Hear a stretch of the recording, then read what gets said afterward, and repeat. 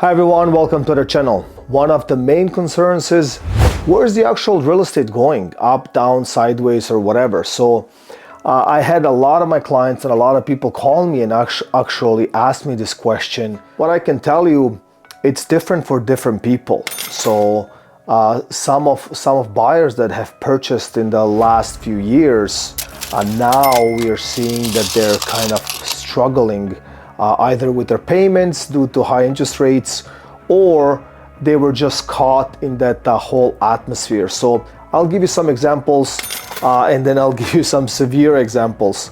So one of the examples is right here in Mineola. So Mineola is a AAA location located close to the Lake Ontario here, southern Mississauga. Very prestige, beautiful, high-end properties. So what we notice lately is obviously these people that have been on the market in the periods of 2023, because think about that, it's the mindset, right? Like, so the peak we saw was in 2022 March. So that particular month and year show the peak of real estate market, and from then onwards we kind of see that the prices have been declining by a small percentage each month.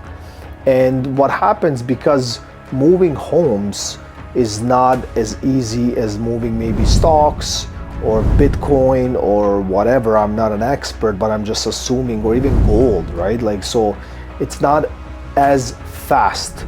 So buying brick and mortar and buying real estate, it involves time, it involves different procedures, buying, selling, closing time, lawyers, payouts, commissions, etc., right? So it's not as dynamic as these other forms.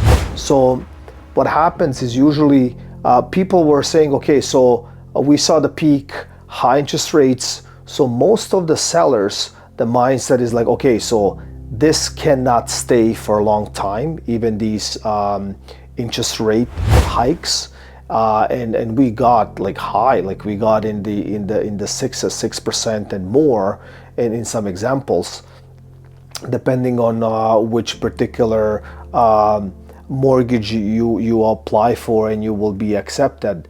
But so the mindset is like, okay, so let me hold it for a little bit longer. Let me just stick in this particular real estate game for a little bit longer.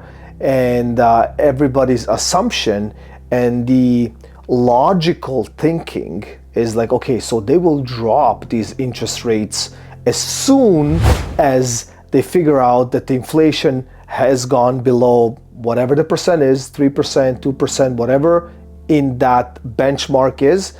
Okay, so as soon as they get there, they will start dropping these interest rates very, very quickly. So now we are in April 2024. So it has been a year and a half almost, and we see that the interest rates have dropped a little bit, but not huge or significantly enough to kind of boost that market. Now, on the other side, you have the real estate market that visually looks that is booming and things are selling, and I'm sure even in your neighborhood you saw sold signs and you're happy about it. But the question here is, at what price? So I will give you some examples. So like I mentioned in Mineola, obviously, look, these are monster homes, 5 million plus. So they listed a house for 5 million and 25, so 5 million and a quarter, and they actually sold it. And now it's back on the market again in 2024 for 5.7 million, which means that most likely this particular person that bought it for 525 last year could not afford it, I'm assuming, and is now trying to get out for 5.7 million. So he's trying to cover the cost of the commission, closing costs, etc., and just kind of wash their hands and leave. But the buyers today in 2024 are thinking differently. So let me give you some more examples. So for example, this one, is also in Mineola, beautiful house, sold for $2 million in 2016. And now what happened here is like 2023, February, spring market, let's go. They listed it for $3,690,000, and then it started price drops. $3,590,000, so $100,000 price drop, and then another from there, another $200,000 price drop, and then they sold it for $2,900,000. So they started at $3,690,000 and they settled for $2,900,000.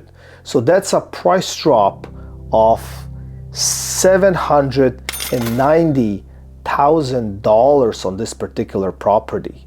So I don't know their particular situation, if they're lost or didn't lose their money, or if they had to sell because of these interest rate hikes, etc. So this particular example, I even went through this particular home a few times. 3+1 custom home, beautiful, in Lakeview, which is just adjacent to Mineola, towards Toronto. It's around Cathra and Lakeshore area.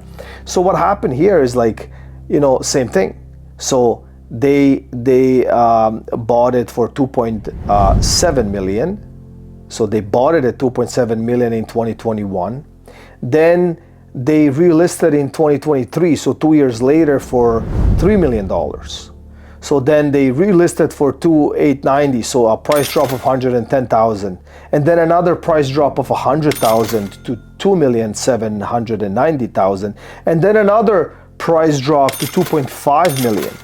So this particular person in 2021 bought this property for $2,700,000, and then they went through the cycle of holding on to the property and finally took it off the market in 2023, November 30th, which is, like before all the holiday season in 2023. And they even dropped it to $2.5 million. Insane. So they already lost by their original purchase $205,000 to be exact. And then they went through the cycle. They went even below the price that they purchased it at years and years later. And then they are trying to lease it at this point for $8,000 per month. Now, if they're going to be successful or not, I don't even know. Listing has been up for a while, so let's see how this plays out. But you can kind of feel it, and even us as realtors, when we're trying to sniff out these deals, we kind of feel what's going on. I don't know this particular situation or what the motivation is in this particular deal, but I just want to tell you that some of these investors, speculators, and clients did not know what they were doing in these years.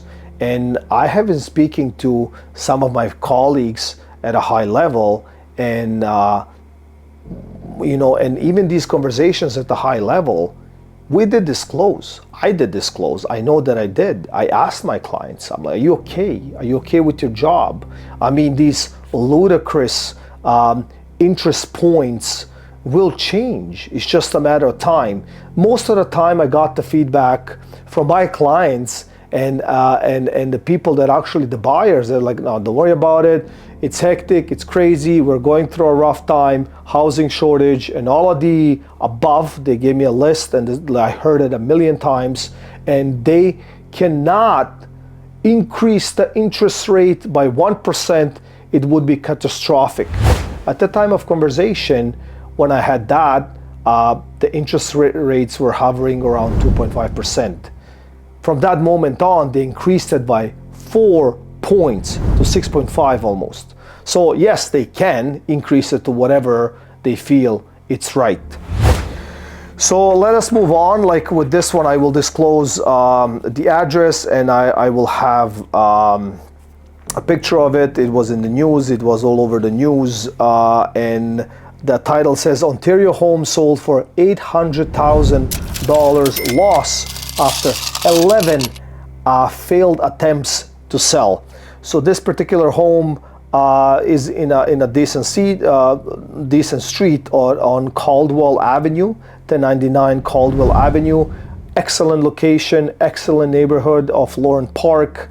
And if you're looking at this, like, you know, this Mississauga home was bought in 2021, nearly $400,000 over asking price, and all of that stuff. So people were going, it was just going nuts. Money was cheap, it was accessible. The banks were kind of looking like this, and they were kind of grabbing everybody.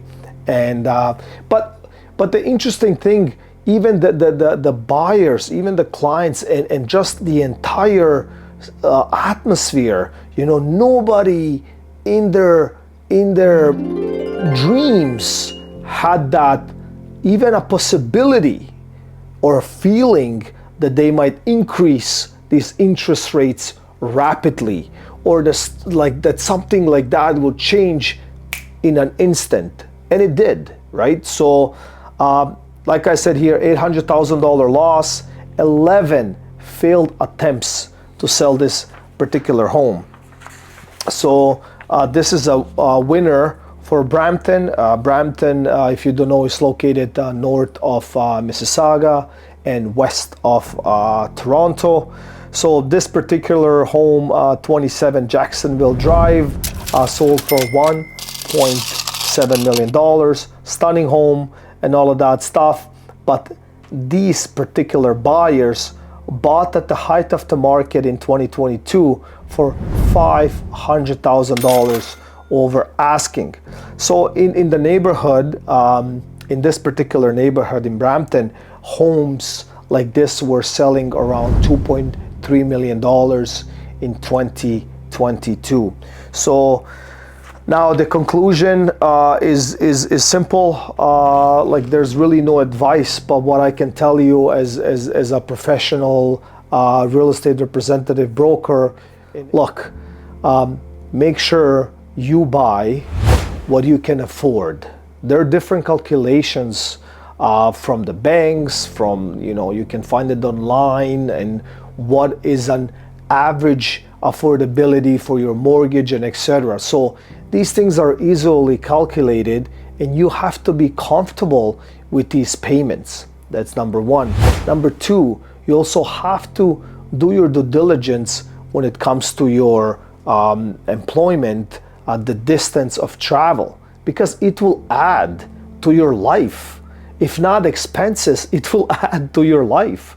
Like, if you have to sit in your vehicle, and that distance, 1 hour to get to your job, or an hour and a half and back, it will eat into your life. It will eat into your mood, and you know where this can lead to. So make sure you kind of do your due diligence before you do the next step as a buyer. As a seller, what I can tell you, look, I mean, I've showed you the graphs. These are real numbers. I know what you're thinking. Okay, so next season it will be better. It might not be better.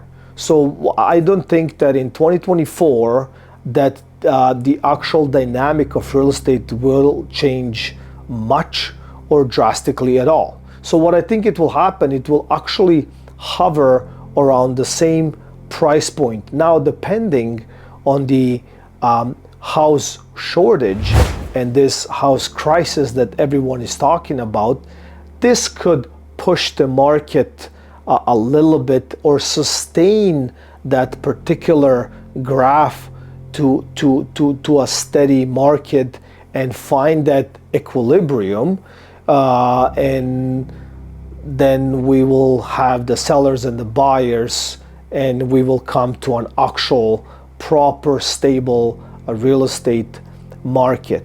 But if you're a seller, and if you are struggling, and if in some cases you are taking line of credits in order to sustain your mortgage just so next year will be better, or the next season we will see a jump of 10, 20, 30%, it's not going to happen. I don't think a cycle like that will happen for a long time. In fact, maybe never, what we saw during the COVID times or whatnot. And those situations, because one situation or one particular move cannot change a situation. So you need few moves to hype up the market to this explosive gains or increases, right? Think about that. Housing shortage through COVID, scarcity, everybody looking for space, low interest rates. So I just named you 4 or 5, I can name you 20 reasons why it shot up that quickly and that significantly in a short period of time. So the conclusion is nothing that is rapid is no good. Whether it's up or down, it's no good. So I just hope that we will have a soft landing when it comes to many things. And I hope you like this video. If you want me to do more video like this, please comment below. I will do my best to try to explain all of your questions, situations, or maybe a particular topic that you had in mind. Thank you all for watching. Please like, subscribe, and see you next time.